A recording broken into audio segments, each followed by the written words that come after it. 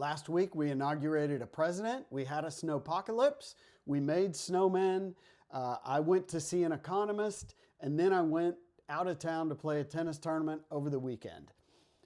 All that happened really fast. We got a lot of behind the scenes kind of admin work. Let me take a moment to acknowledge you for y'all calling in for counsel on these new contracts. We're really fortunate that we do a lot of transactions. We're able to gather the data, and then we're actually able to work with the people that are modifying these documents. So we find loopholes and we hope to try and seal them.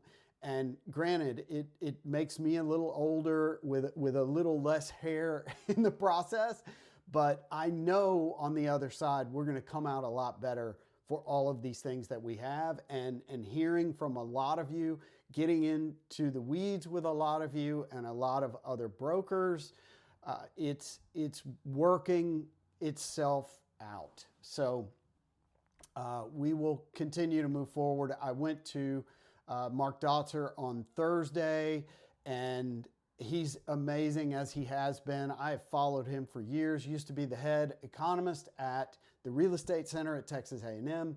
In a nutshell, what he's saying is unless inflation comes down, mortgage rates aren't coming down. If inflation comes down, mortgage rates will come down. So keep an eye on it, because the way that message, that inflation message, has been delivered to us has been awkward, to say the least, and a bit misleading. That they say they're good numbers. The Fed wants 2%. We're at 2.8.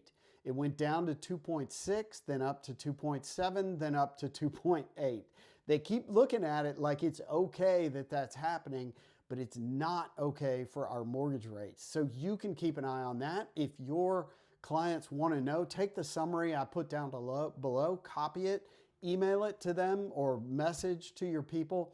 If you can, try and put a salutation at the top that says, "Hello, Charlie," that it's sent directly to them from you, and start to build that trust. You can also, I linked down below to the RE/MAX National Housing Report.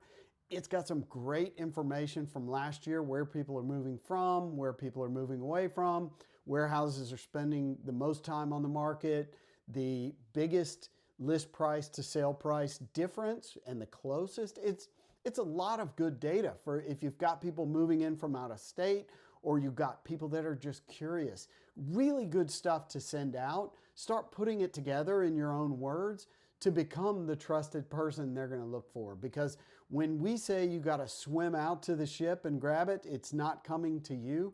This is how you do it. You can't plant a seed and expect to eat the fruit the next day. I think we all know that. So this is sowing the field. See how many little pieces of data you can send out, schedule it to go out through the year, and while you're asleep, you can become the one they want to know what you think about certain things.